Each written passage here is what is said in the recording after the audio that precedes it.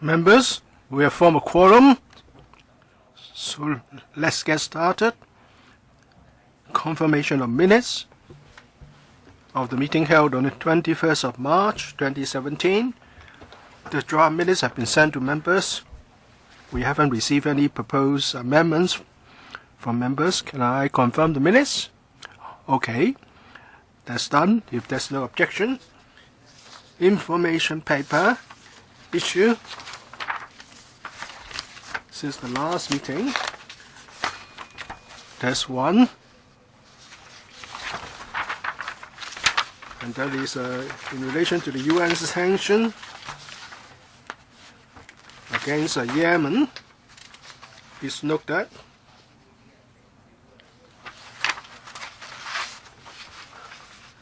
Date of next meeting and items for discussion.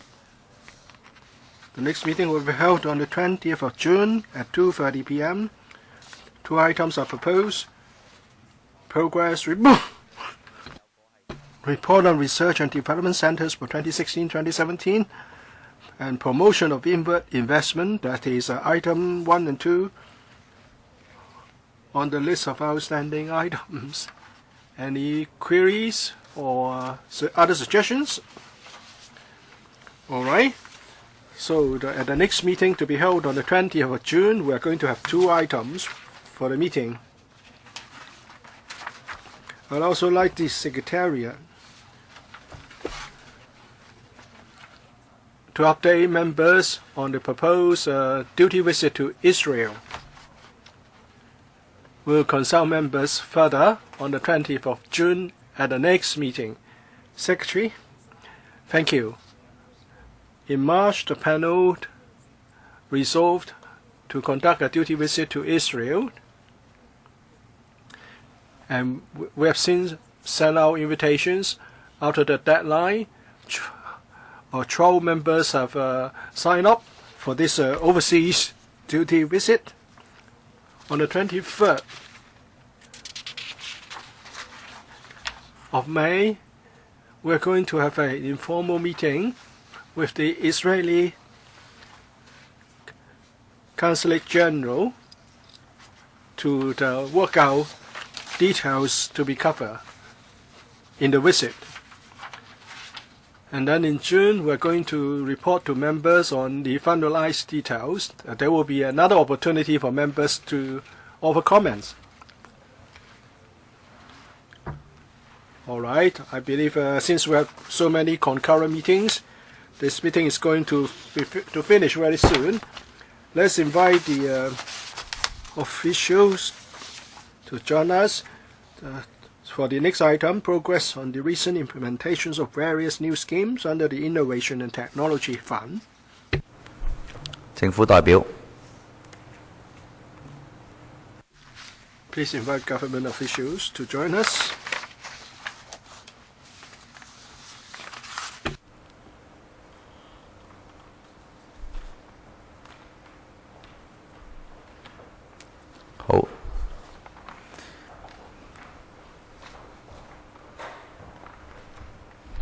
I'd like to welcome the government officials attending for this item.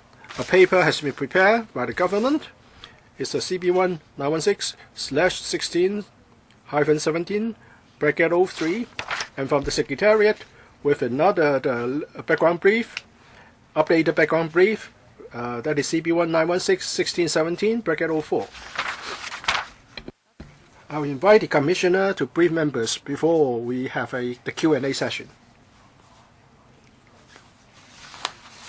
As set out in the paper, the Innovation and Technology Fund, ITF, was set up 18 years ago. There were a number of funding projects, funding schemes. More popular ones include Innovation and Technology Support Program, Itsp, University Industry Collaboration Program, and the Public Sector Trial Scheme, PSTC.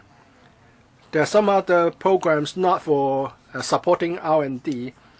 And there is also the Internship Program and the Patent Application Grant. Some of these programs have been implemented for over 10 years, some others for some 8 to 10 years. We are seeing an improvement in the overall environment for R&D. So we want to do more to promote R&D. In 2015 and 2016, we introduced some new funding programs, and that is, in 2015, we launched the Enterprise Support Scheme, ESS, to encourage private enterprises to invest in in-house R&D work, i.e. R&D work done on their own instead of collaboration with universities and outside parties. At the end of last year, we introduced the Midstream Research Program for universities to encourage universities to conduct more theme-based midstream research. And we have also introduced the Technology Voucher Program to assist SMEs to use technological services and solutions so as to update the technological level. And for the cash rebate level of under the R&D cash rebate scheme, we increased the level to 40%. We have also expanded the public sector trial scheme to cover incubatees of Hong Kong Science and Technology Park Corporation and Cyberport, and we have extended the internship program to cover incubatees and SME talents of the Hong Kong Science and Technology Parks and Cyberport. These programs are very well received. For example, for the ESS Enterprise Support Scheme, at first enterprises didn't know what it would cover, but then we started to receive applications in the following months. So far, we processed 261 applications. The scheme has been up and running for 24 months, but in the initial months, very few applications were received. On average, we received 10 such applications per month. From paragraph 7 to paragraph 10, we set out the achievements. 32 applications have been approved. And now all the successful applicants are big companies. They are incubatees and smaller enterprises. We encourage all enterprises to invest more in R&D.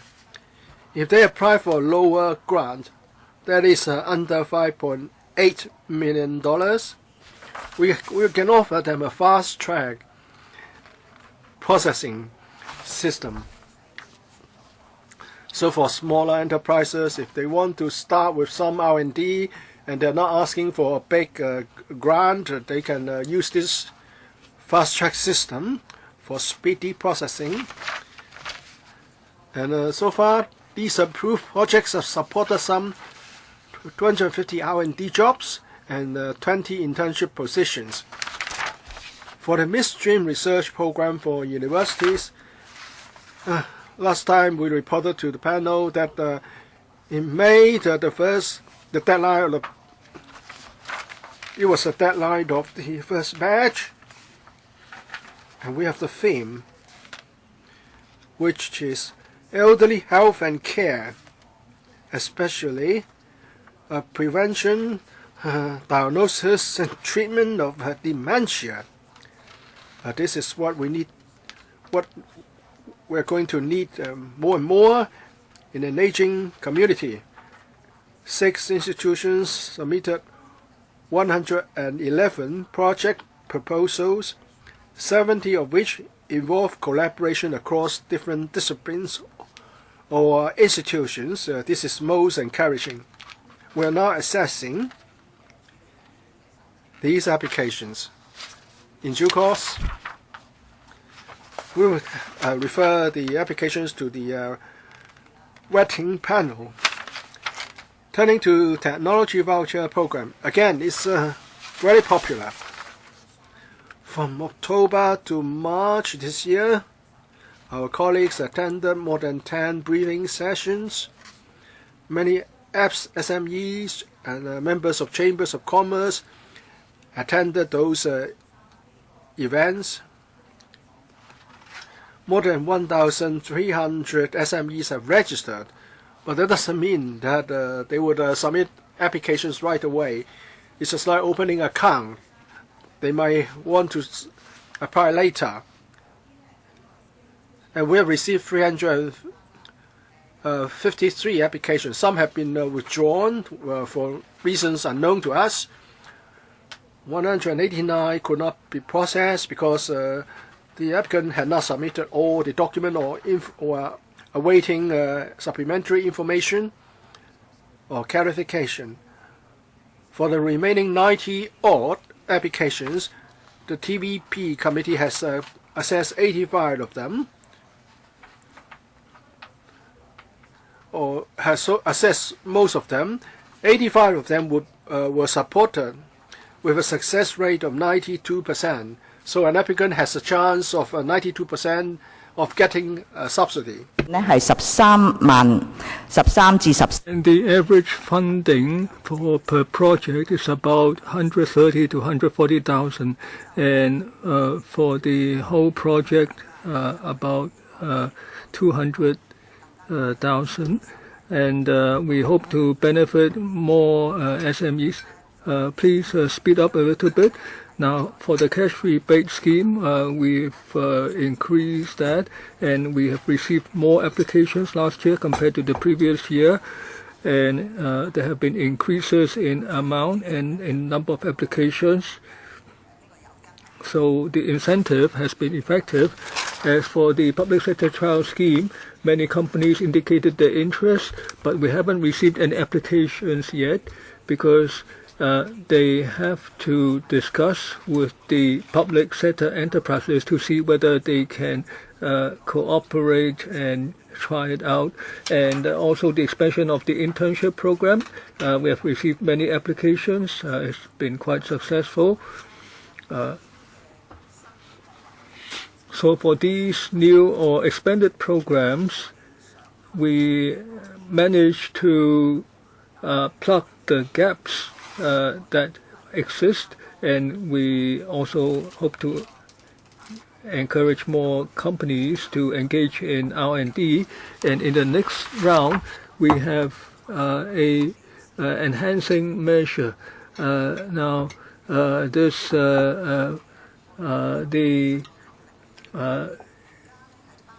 IT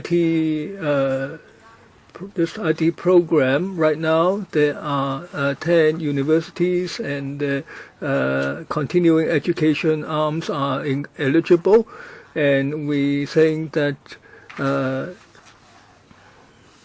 we can extend this to self-financing degree awarding institutions registered under the post-secondary colleges ordinance, and this is the area of expansion, and we hope to have member support for the Itsp.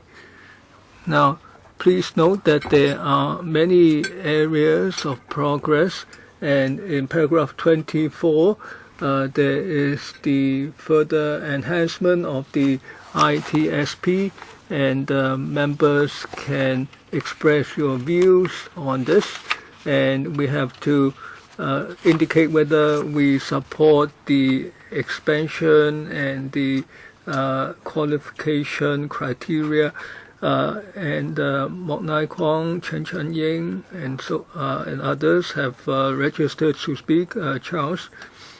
Now, on the technology voucher scheme, I hear that you and your colleagues have engaged in over 10 briefings, and I also engaged in about 10, almost 10. So I have to go in a short while. So I'm glad that you gave us the figures today. So we hope to have more applications from the companies soon.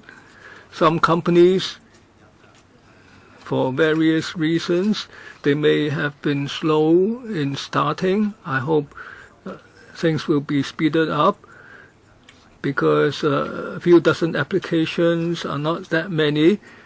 I see the interest has been quite intense, but you should try to find ways to facilitate the applications and to give them greater confidence. Now, of the several support schemes, such as the IT support scheme and the ESS, now we have heard comments that after approvals have been granted, then halfway they find that some new technologies have emerged which can lower the cost, but because of procedural problems, if they have to make changes, it would be very bothersome, and they may have to wait till the next cycle. So in the end, they used the older methods and some inferior technologies. In some cases, they took the money and engaged some staff. Originally, say it's $30,000 to engage a staff member, and then they found out that actually it would cost only $20,000, and the company is not allowed to engage somebody at the market price, even if they can engage more staff as a result. They have to use the old rate. So very often, after the approvals have been granted, now the companies need greater flexibility to make changes. And also on the cash rebate scheme, we see that in the policy address this year, tax incentives will be considered for introduction. Now, are you making progress, or is it still being considered at Financial Services and Treasuries Bureau, or what? A simple response. Now, concerning the enterprise support scheme or other schemes, now the applying company can make changes halfway. They don't have to wait till the next cycle. They can write to us at any time about the proposed changes, and if we see that the changes are consistent with the original purpose, we can approve those. Of course, we have to see what the actual changes are. They can't change too many things without informing us. Otherwise, it would not be good for financial discipline. So we encourage them to inform us if there are changes, and we will be glad to approve the applications. Now, as for tax incentives, we are actively studying that. I don't think it's within the scope of our discussion today. Mr. Charles Mok, any following up? Next, Mr. Chen Ying. I have several questions. Now, the ITF programs are quite diversified, and I support them. Now, among these schemes, as I understand, one can apply for more than one. Now, are there cases where a single enterprise applies for more than one scheme, and what's the success rate, so that people know that if they apply, they can be considered? Now, in general, these schemes are to support the enterprises. Now, for the ESS, out of 260 applications, there are only 32 that are approved. Now, why is it that? Now, can you give some explanation? Can you increase the success rate? Now, on the internship program, now manpower or talents are very important, and yet right now the salaries offered are 30 to 50% lower than the market under the scheme. So because the salaries are so low, before the program is completed, the interns leave to go to greener pastures. So maybe can you have some end of contract gratuity? We thank Mr. Chen for his suggestion. Now, can one apply for all the programs? Yes. It's not exclusive. If you succeed once, you don't stand a lower chance the next time. Now, some enterprises make good use of our resources to engage in more R&D work. Now, in some cases, for the successful enterprises or universities, now the names are on our website. Now, of course, we may not be able to disclose in detail what they engage in because there are commercial elements now, but we do give their names. Now, as for the enterprise support scheme, the success rate, we can see that sometimes there are enterprises who are not very clear on what this is about. So we receive some applications that don't involve R&D, mainly it's for business or promotion. Now, for promotion, the government has other support schemes. For instance, the Industry and Commerce Department, they have some subsidies or allowances for promotion. So we have to give this some thought to make clear that the support schemes are mainly for R&D, and we are thinking of enhancing measures like shortening the application period. And the third point about the internship program, now the government fully subsidizes salaries for bachelor graduates of STEM graduates. Now the internship salary fully subsidized is $14,000 a month. If it's master or PhD applicant, then it's $16,500. So this is for someone who is joining the industry and trying it out. So they are interns. Now, if they have special skills where the companies want to engage them as interns, and if the companies consider it appropriate, they can increase the salary. So this is the amount subsidized by the government for 2 years. And after a couple of years, we may adjust the rate according to inflation. We've just adjusted the rate, and we will continue to monitor the market to decide whether the rate is attractive to the interns. Now, if you adjust the rate only after 1 or 2 years as a result of inflation, now perhaps you can shorten the period a bit because the market is very hot for scientific talents. Mr. Chairman, now for the TVP, it's been introduced for a year already. In the end, only 353 of them were successful in their applications under this voucher program.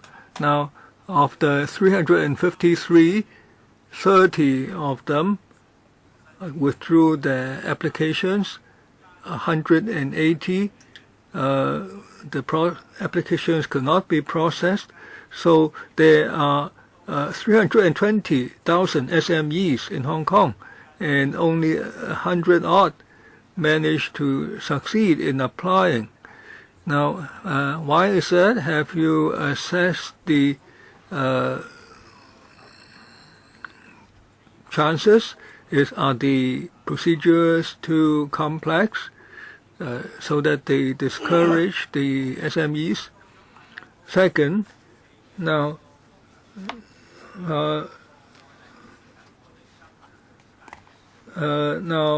the scheme for SMEs, how many of those, this TVP, how many of the this voucher scheme, how many are available to the financial sector? Have you been able to brief the financial sector so that we can use the voucher scheme to upgrade our computer capabilities, because the Securities and Futures Commission attaches a lot of importance to that, and it has a lot to do with risk control. We thank Mr. Christopher Cheung for his views. Now, of the 353, that's not the final number, because we accept applications all along. That's the figure as the end of March, because we had to prepare this paper for the panel. 1,300 odd SMEs have registered. Maybe they are now making preparations to submit their applications. We believe there will be more coming. In fact, we receive on a regular basis every day quite a few. As for those withdrawn voluntarily, well, we would like to provide clear information to applicants so that they know what information, supporting information, is required to support their applications. In designing this program, we have cooperated with the ICAC and other organizations. For example, it must be a local company, there must be a business registration, and the applicant must be a holder of Hong Kong ID card. Some applicants did not furnish the requisite documents or information. We have revamped our website to clarify the requirements. At first, some 70% of applications could not be processed.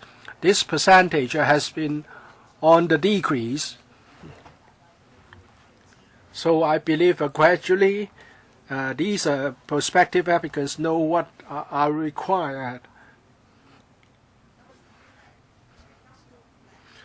Turning to the financial sector, I know for sure that there are some applications, because I have assessed each and every one of them. Of those successfully funded, 5 enterprises provide professional service, including financial service. I know there are some broker firms which were successful. Only I have been promoting this to my sector. The government has not done so.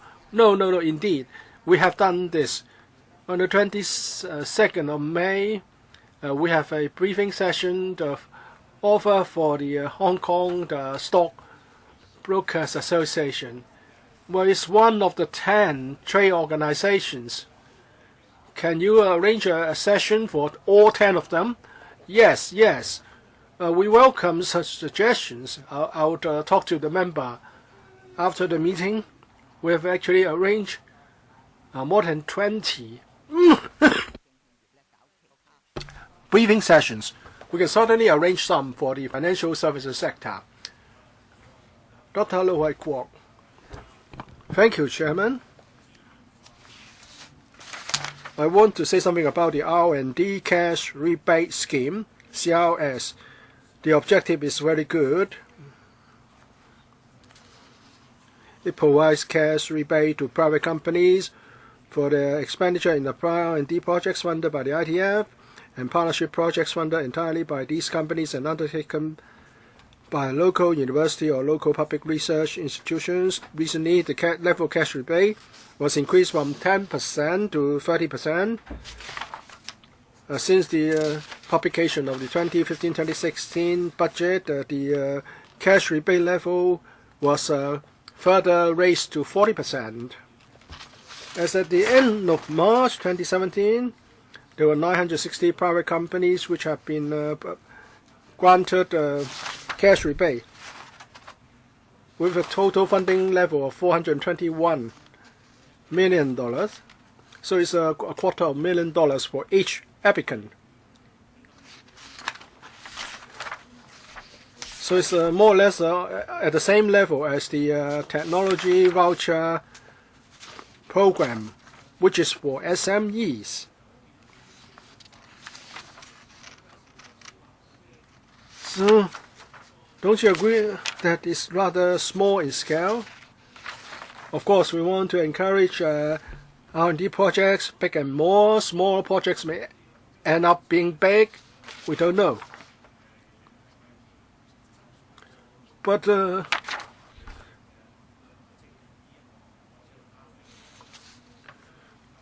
a bit worried about the funding level for individual applicants, and that we are only funding smaller R&D projects. Well, we started to keep statistics in 2010. In 2012, the funding level, cash rebate level, was raised from 10% to 30% and then to 40%, with effect from 2016. Most of the 960 successful applicants were granted cash rebate at 10%. We want to raise the cash rebate level because it's a very good incentive. In other words, by spending $3, the applicant can conduct a $10 project if they cooperate with R&D institutions or local universities. Since we raised the funding level, we have been receiving more applications, so the average funding amount will go up in due course. In the past, the funding level was 10%. So an applicant invested some $2 million in the R&D project. Dr. Low, I understand from the industry that many Hong Kong enterprises are willing to invest in R&D. Some will apply for funding support, some will do them on their own. Under the current tax system, there's no need for them to declare how much is spent on R&D. The industry has been asking for more support in R&D in the form of triple tax allowance, 3 times the amount of investment for R&D tax allowance. And that would also provide an incentive for them to declare R&D in their tax returns.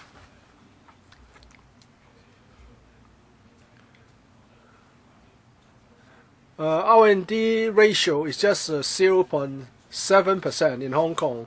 It's by no means ideal. We should have a permanent arrangement to encourage them. I know the government has been doing something, but the pace is simply not fast enough. Well, that's understood. We know that enterprises do not declare R&D expenditure because there's no tax deduction for them. We're now looking into the feasibility of providing some tax incentive. If we can achieve some breakthrough in that aspect, then we can collect more accurate information on R&D, and certainly we can encourage more projects to be done. Well, I would like to clarify a previous point, and that is the cash rebate level was increased to 30% in 2012. Ms. Zhang Jiang, I want to talk about ESS. Paragraph 7, 261 applications, 32 were approved, 88 were withdrawn by the applicants, and also the success rate was only 18.5%.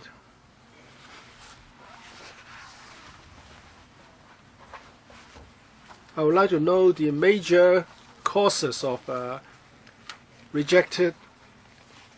applications being rejected. And then there were 88 cases of withdrawal by the applicants. Can you tell us why? Commissioner, there are many reasons. Some common reasons include failure to understand the objective of the scheme, and they thought it's for supporting their marketing or sales operation, which is not the objective. The objective of this ESS is to support them to conduct in-house R&D. So some of them withdrew their applications. Even if they didn't, we could not grant the rebate. And also in some cases, the applicant only submitted an application after the R&D project has been completed. But this ESS is about supporting R&D projects to be carried out in-house in Hong Kong. We would like to use plain language in the information that we provide to the applicant. Let me give you an example. One enterprise submitted all necessary documents. It was an R&D project. And within 2 months, the vetting panel granted the approval, and we offered a rebate of $10 million, which is the maximum. So it's possible to get the maximum rebate. But since this is new, some enterprises don't know what it's about. Some do not provide all the necessary information. For example, they would tell us that they would hire 30 people, but how many of them are working on R&D? If they are not working on R&D, we cannot offer a rebate in respect of their employment. So we're updating the information on our website. Ms. Zhang, 32 applications were approved. The maximum rebate is $10 million, but what is the lowest? $200,000. So some of these applications came from SMEs. So the applicant will indicate the amount applied for. Is it that you would just approve it or reject it? Or are you going to make deductions and discount the amount applied for? Well, no, we're not going to apply big discounts. But there are rules to follow. there are things that we can support and things that we cannot. For example, the salary of the management team may not be directly related to R&D, and we cannot provide a rebate in respect of these posts. The maximum is $10 million, so no discount was made in that case. So the applicant must understand that this is for R&D. If we are to apply a discount, we would be doing it following the rules. But of course, they can still fund the unsuccessful parts themselves. I understand when they ask for your support, their financial position must be very tight. Chairman, next time before they come to brief us on this scheme again, well, we are spending taxpayers' money, and we want to help the enterprises. We want them to really achieve something. So we don't want the money to be left in limbo or there to be shortages. The applicant has to follow certain objectives, and it must be within the scope. Can we follow up on the effectiveness, because we want to know how the money is spent? We will try our best, because these are internal R&D of the companies. Sometimes they may not want to disclose too much due to commercial secret concerns, but we will try to report on how much has been done, how much has been introduced into the market. Jeffrey Lam. Now, on R&D products, now if they can be turned into commercial products, that would be all the better. Sometimes the companies may not be able to commercialize. They may not have the right channels. Now, on the Innovation and Technology Support Scheme, the government wants to increase, to widen the eligibility criteria so that more institutions can take advantage of that, and for more young people to engage in R&D. Now, I very much support that, and I also welcome the voucher scheme, the technology voucher scheme, the program. I think this will help the SMEs to upgrade themselves. Now, starting last November up to March this year, over half of the applications failed to receive approval. Mainly it's because they didn't submit enough documents or the right documents. Now, perhaps the government can help them. Now, this is also true of other schemes. Now, very often the government says we can approve the schemes within the application within a short time. But very often the documentation is not complete because the applicant does not have a full understanding and they don't have somebody to help them. And the General Chamber of Commerce, we try to help them on filling out the forms and give advice. Now, under your department, can the government assign a team of staff to assist the SMEs? Instead of just telling them to go back and get the right documents, perhaps you can help them on the spot. And the amount of assistance, can that be expanded because the Bay Area is under development, and it's not just financing and infrastructure.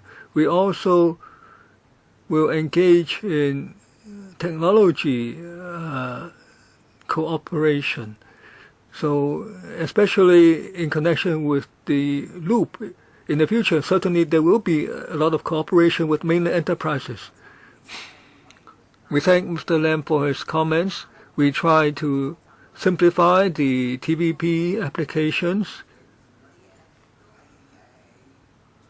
We are trying to enhance the application procedure.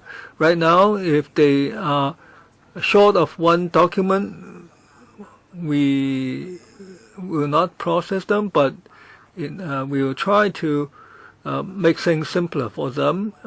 We will try to explain more clearly, and we will offer more briefings through the Chambers of Commerce. For instance, we had several briefings in collaboration with the HKGCC, and we explained to the members what have to be submitted. We have a phone hotline, and it's on our website, so the applicants can directly phone us to learn what have to be submitted. Now, as for the upper limit, can that be increased? Now, it's been only several months since the introduction of the scheme, and the average amount of assistance is about 200,000, and they apply on average for 130,000. So the upper limit is of 20,000, 200,000 is not fully used. So we will look at take a closer look at the outcome before we decide whether to increase the amount. Now, for cloud applications and so on, that would be adequate. Now, for Bay Area cooperation, now as long as it's a Hong Kong company wishing to upgrade its efficiency with the help of technology or to upgrade its products, as long as it's a Hong Kong company, we do not mind where it is located in or where the manufacturing facility is located. So can you help them complete the application procedure? Now, sometimes they listen to the hotline, but they don't understand what it's about. Now, you reject the person or the firm. Now, if you can have someone who can offer face-to-face assistance, that would be better. Now, actually, if they directly approach us, we would be glad to talk to them. If they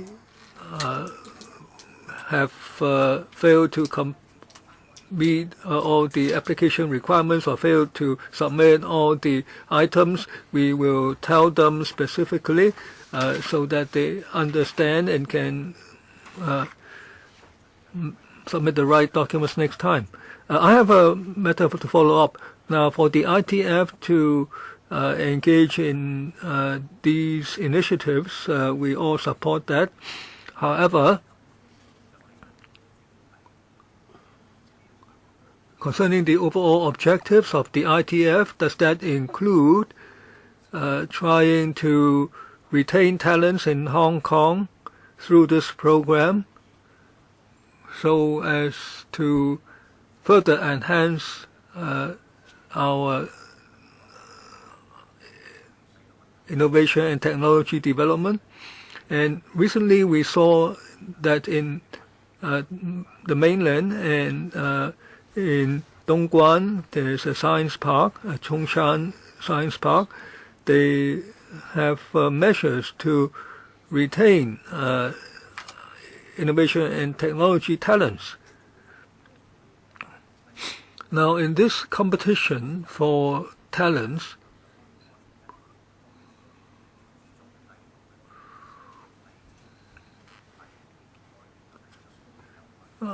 can we further enhance our initiatives, focusing on trying to retain the talents in Hong Kong?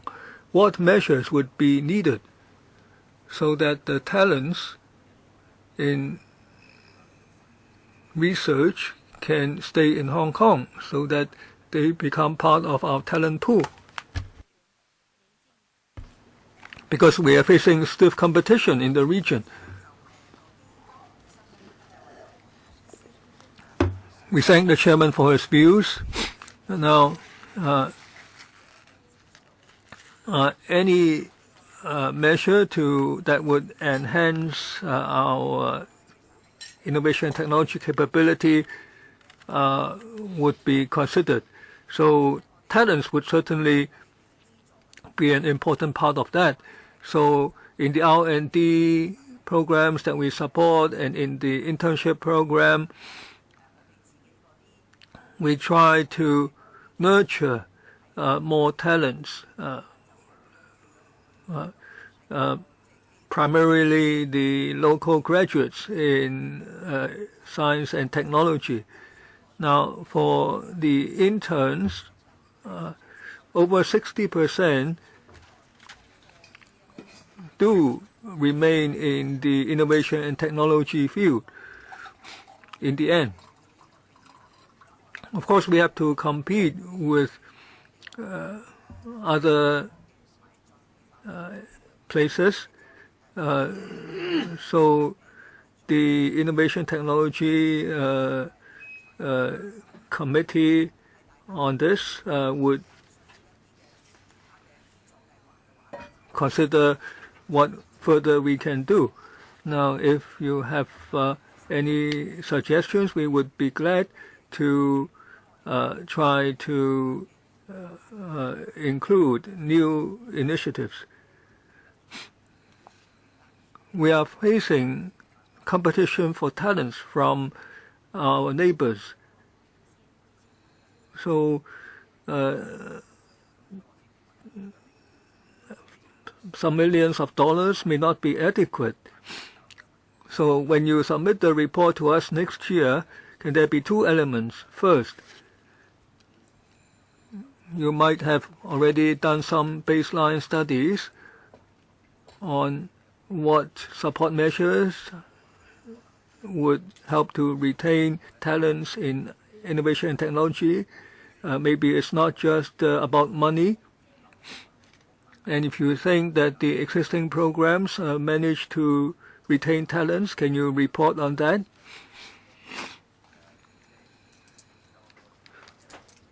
Because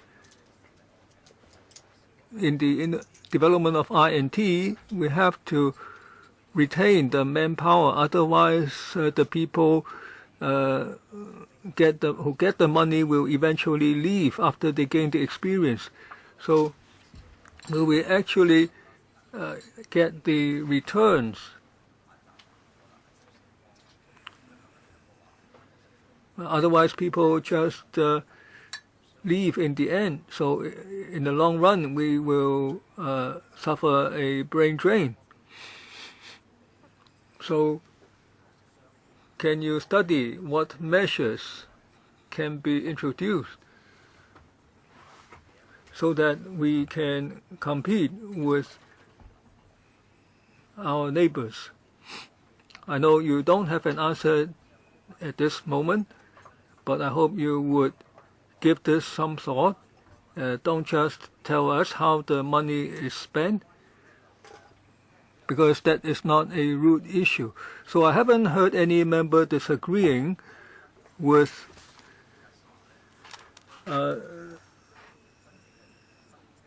the expansion of the Itsp to be expanded to the self-financing degree awarding institutions. So in accordance with paragraph 24, so we hope you will engage in that. So I'd like to ask members whether any supplementary comments? If not, end of this item of agenda. Next item, we invite the officials to join us. Next item, it might be very simple because this is to discuss the copyright exemptions for people with print disability under the Marrakesh Treaty to facilitate access to published works for persons who are blind, visually impaired, or otherwise print disabled. So we can just take a broad brush look, and if we all agree with the proposal, we can conclude the meeting.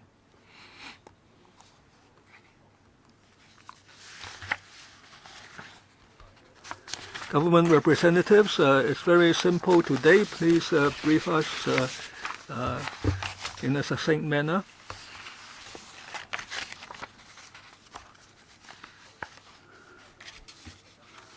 There is a PowerPoint, so please give us a brief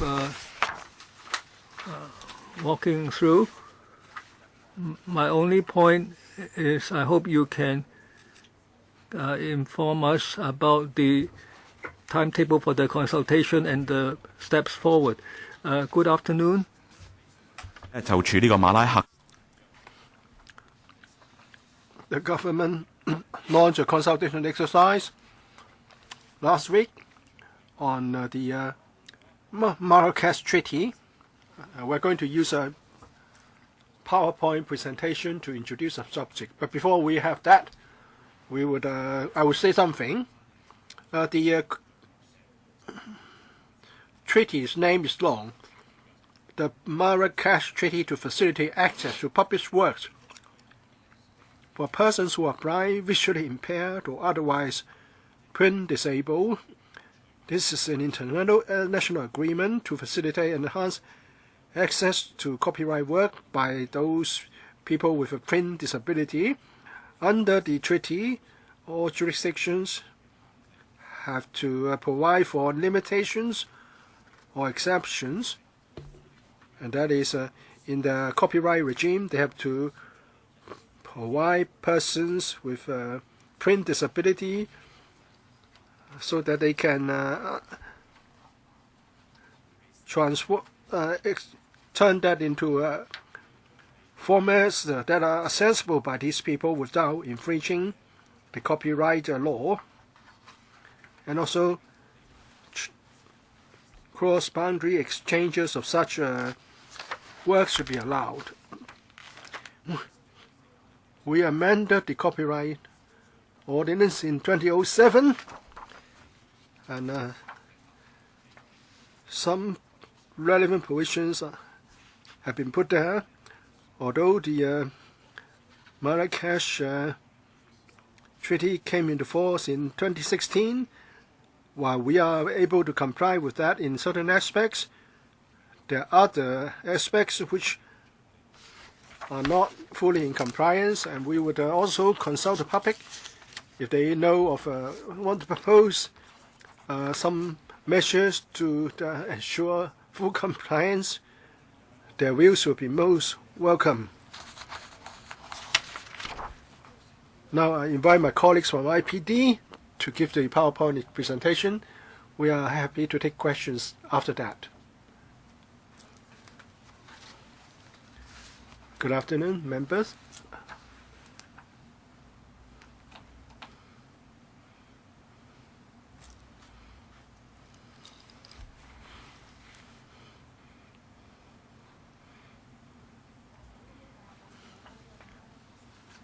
As stated, this is about Marrakesh Treaty, which came into force on the 30th of September 2016. It is a treaty that would afford persons with print disability access to some converted forms of copyright works, including those who are visually impaired or blind, or some who are disabled because they cannot hold a print material.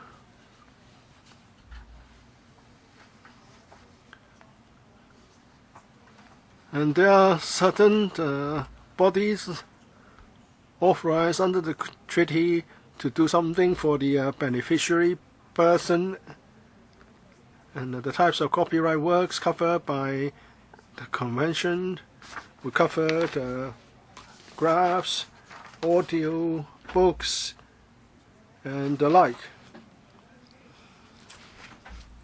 And there are certain exceptions and limitations for which the contracting parties have to ensure compliance. For example, the barrier-free formats of copyright works, and the beneficiary is allowed to do certain acts which is not regarded as a violation of the copyright ordinance. This is to enable the person with print disability access to the various forms of copyright works, including access to Braille copies. And also under the convention, the cross-border exchange of accessible copies will be allowed.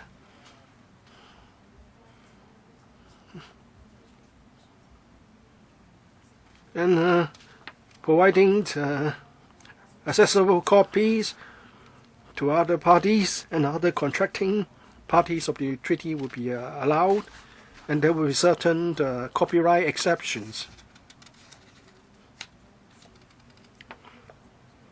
And there's a definition of people with print disability, such as blindness or inability to read due to physical disability, or due to handicap of one's hands, and they cannot hold printed copies of copyright works.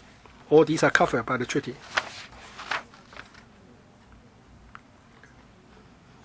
For literature, drama, music, and artistic work, these are covered in the provision on accessible copies.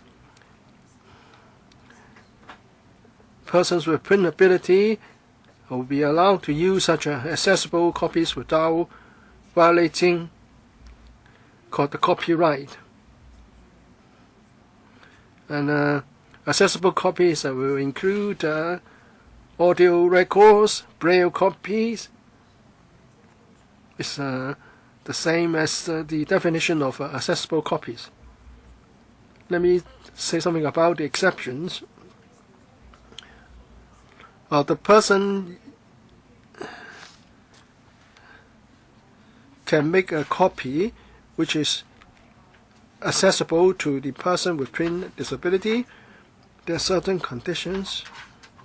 There should be a reasonable search that in the market they cannot get another copy which can be used by the persons with print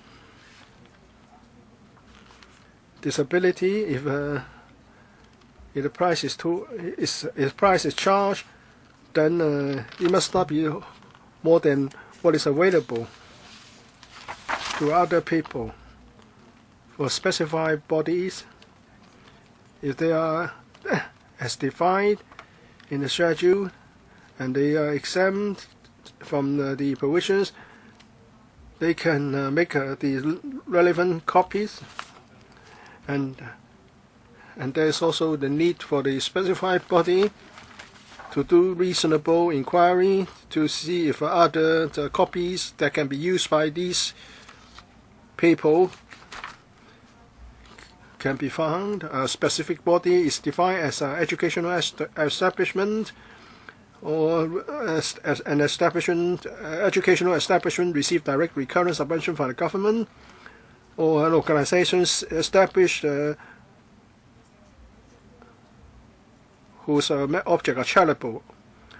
or for the welfare of for people with a print disability. And also these copies can be transferred from one specified body to another. Last week, the government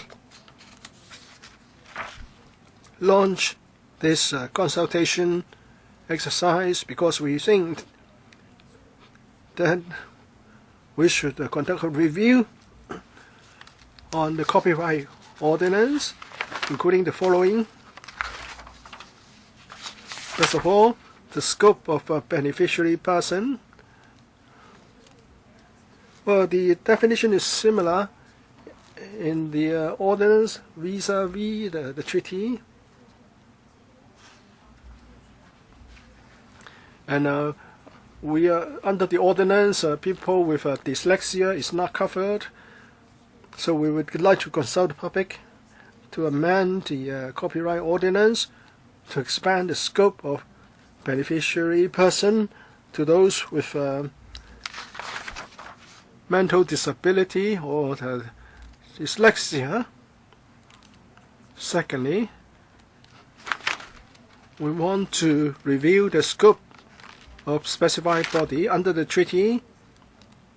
Is the same as the entities defined in the ordinance. The question is, do we want to cover bodies which are not yet covered under the current ordinance? And also the third area, the type of copyright works covered by the exceptions.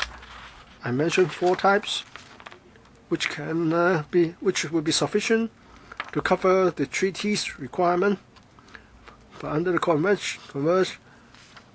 convention, sound recording is also included, and which is not covered at the present in Hong Kong. And the person can only make a print a single accessible copy by making use of commercial publication of such copyrighted works. And also we would like to consult the public on the conditions. The convention and the ordinance are basically the same.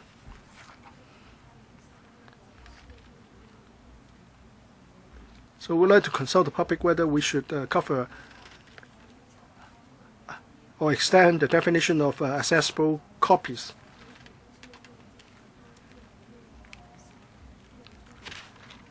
The exceptions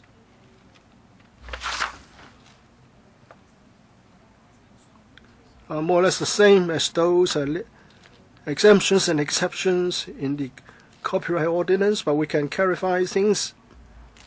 For example, should we include distribution of such copies or making such copies available to the public?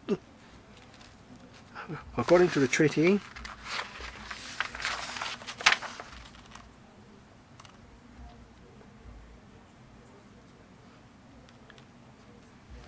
we can set out some requirements on the right to performance.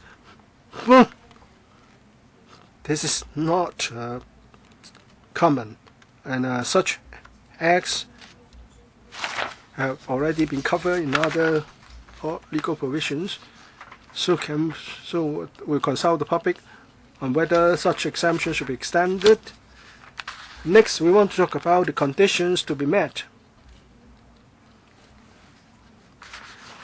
And the person should make an accessible copy by using a commercial copy. And there's a requirement to do a certain search and to inform the copyright owners. This is in line with the ordinance. We'll consult the public whether we should keep those provisions in the ordinance or do some changes. And next, the application of anti-circumvention of technological measures provisions.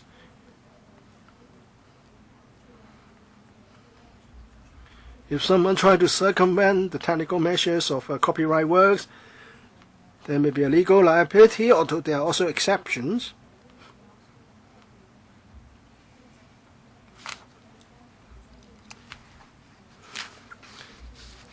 If a contracting party provides some legal protection against anti-circumvention,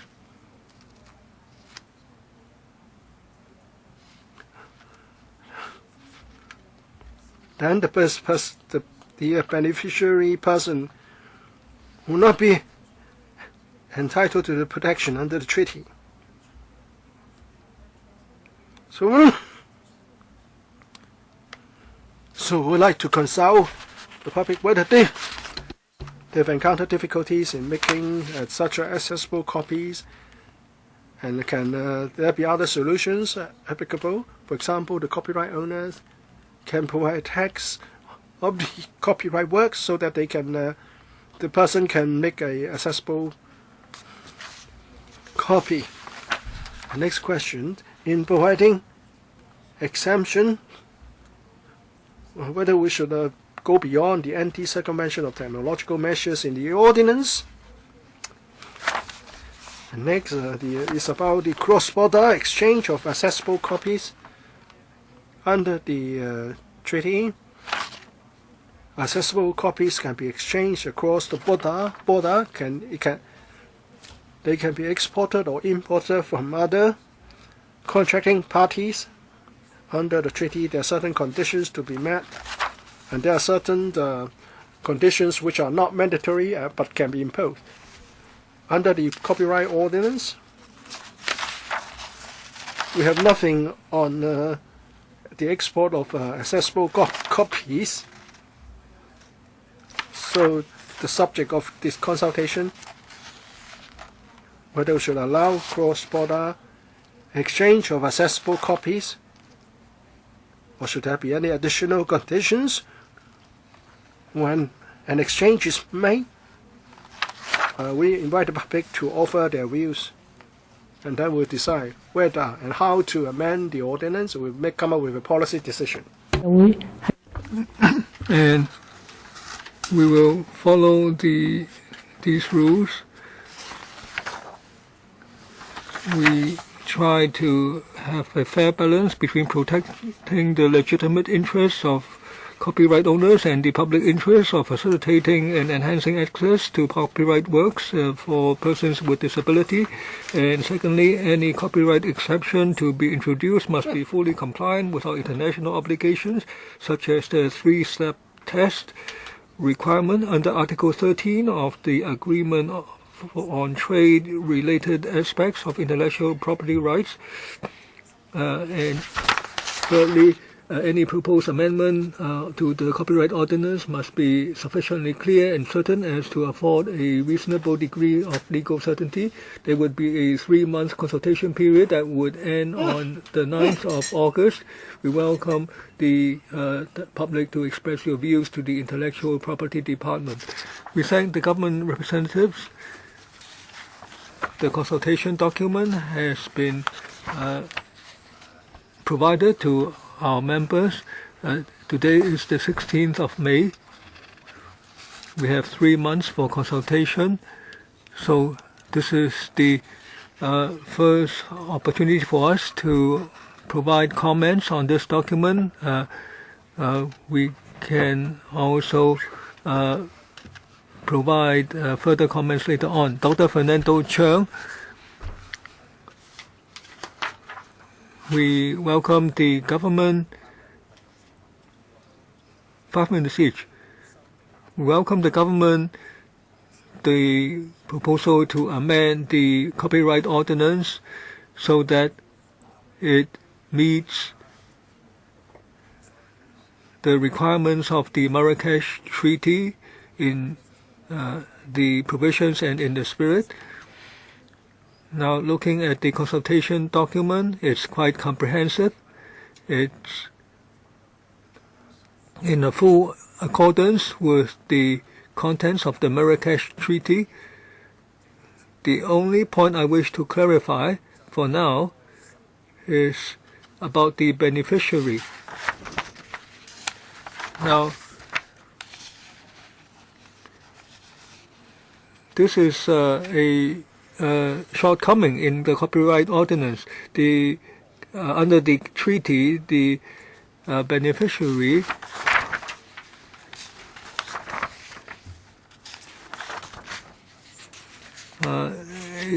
includes those who are unable to handle or manipulate the book due to physical disability, so that one cannot hold the book or cannot turn the pages. Now, under the existing copyright ordinance, we do not cover this category of beneficiary. The government says yes. Now, the Association for the Visually Handicapped, now they require the books to be scanned so that they can produce a soft copy for these visually handicapped. And because it's because these persons cannot get the accessible copies in time. So in your PowerPoint, you talked about the scope of the beneficiary. It seems that you haven't included these persons. So I'm a bit concerned. Is it that I missed it in my reading or what? We thank Dr. Cheung for his question. Now, there are 4 categories under copyright ordinance.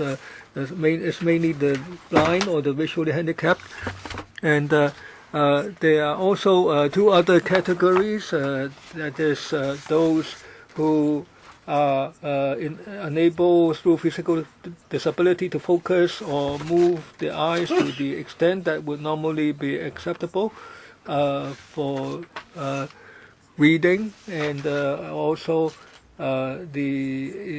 those who are impaired in visual function, so that they cannot, and also those unable through physical disability to hold or manipulate a book. So this is basically the same as that in the treaty. Now, what is not covered is those with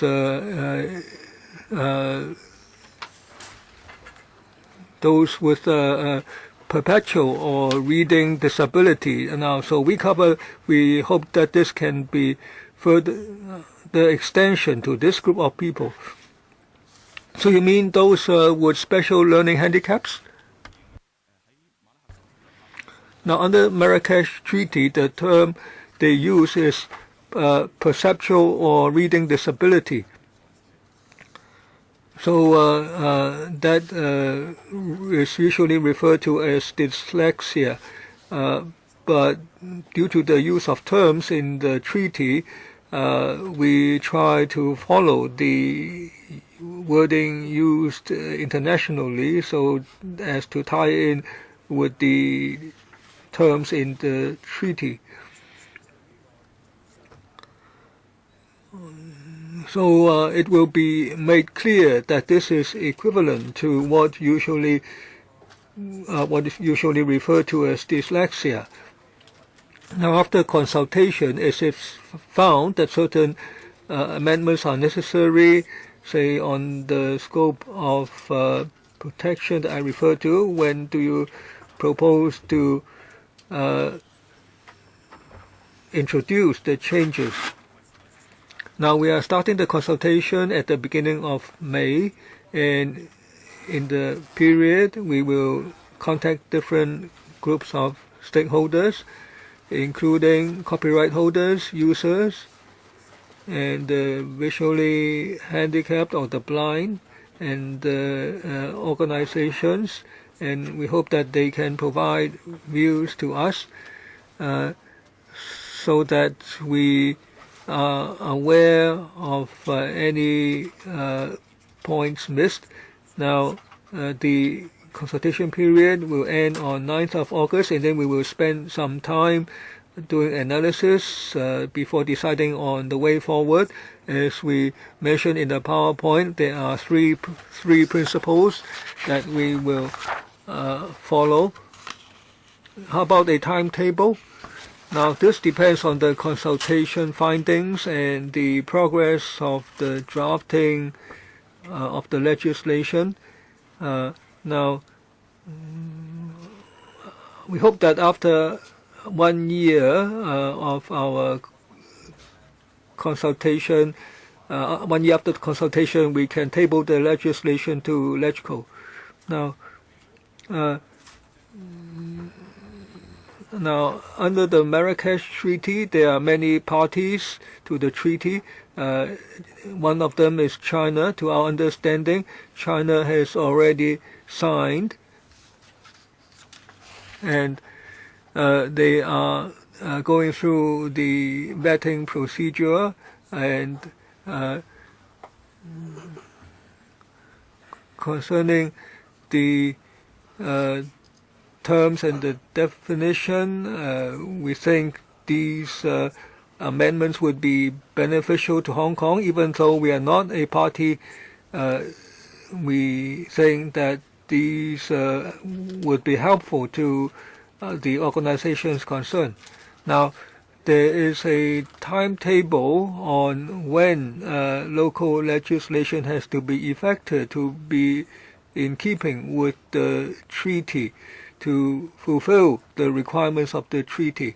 Is there a timetable for that? No. We hope to expedite so that we can do the consultation first and then come up with a proposal so that we have the legislation for the LegCo to scrutinize, and in this way we can fulfill the requirements under the Marrakesh Treaty. Mr. Meng-Kai, now on the exchange of the accessible copies, now can you explain? Now,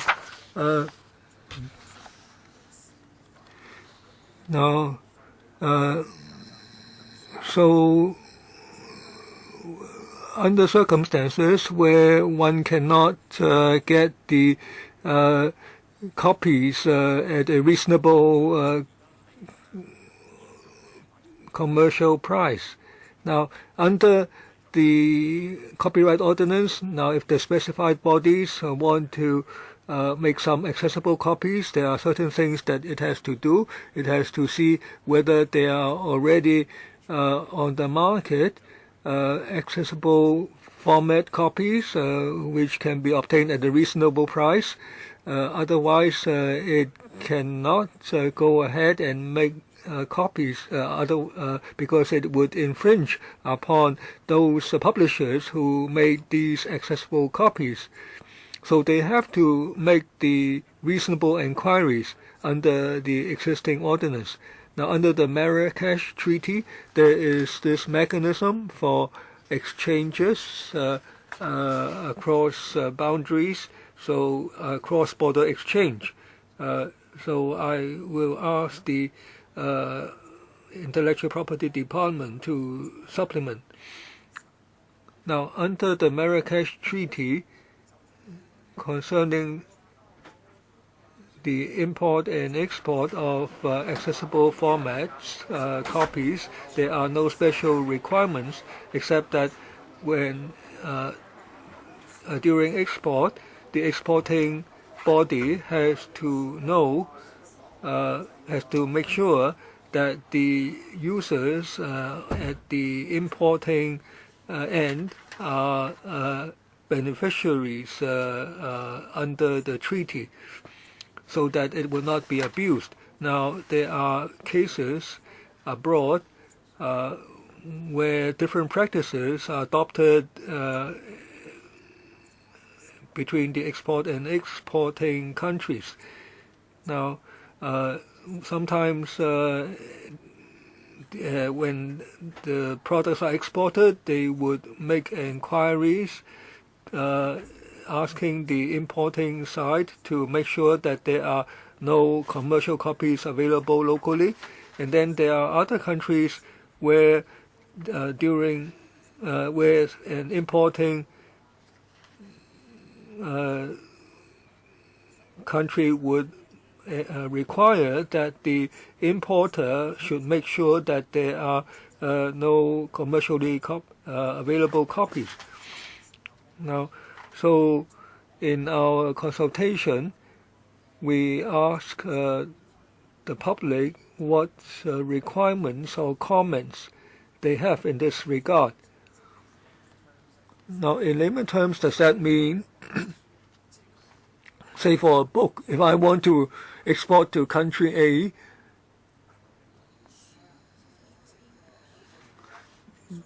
now one cannot obtain that book in country A at a reasonable price. The accessible copy is not available in country A. Now, if there is an excerpt that is not available at a reasonable price commercially, yes, the accessible copy of the works, not the regular printed copy. So let me ask a question. Now, in paragraph 6, you said that the government will contact the main stakeholders, including the copyright owners. Now, how many of the publishers in Hong Kong do produce copies of Braille or large print and so on? Now,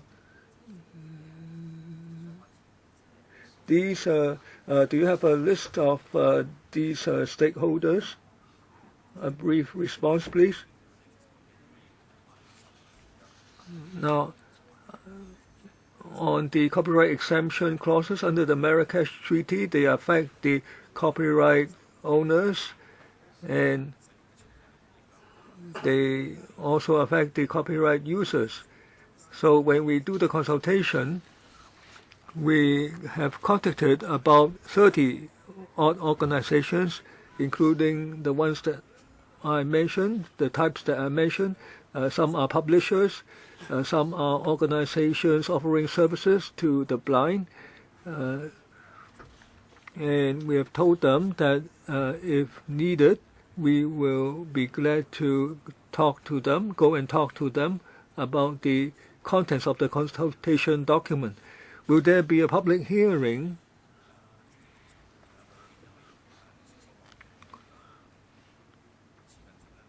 Now, there are different categories of stakeholders. We hope to provide them with the document first for them to gain an understanding before we engage in discussion with them. So we'd like to learn from stakeholders whether they have special needs, whether the areas requiring special attention. So I have a further question. Is the consultation document in full compliance with the Marrakesh Treaty? Is there any omission? Because I don't think all members have read the full text of the Marrakesh Treaty. So can you confirm that things that we are supposed to cover under the treaty have been covered in the consultation? Yes, we have covered every provision in the Marrakesh Treaty. So it's the full set. Okay. So this is the start of the consultation exercise. Please let us have a list of organizations that we would like to contact just for our information. And at the next or the last panel meeting,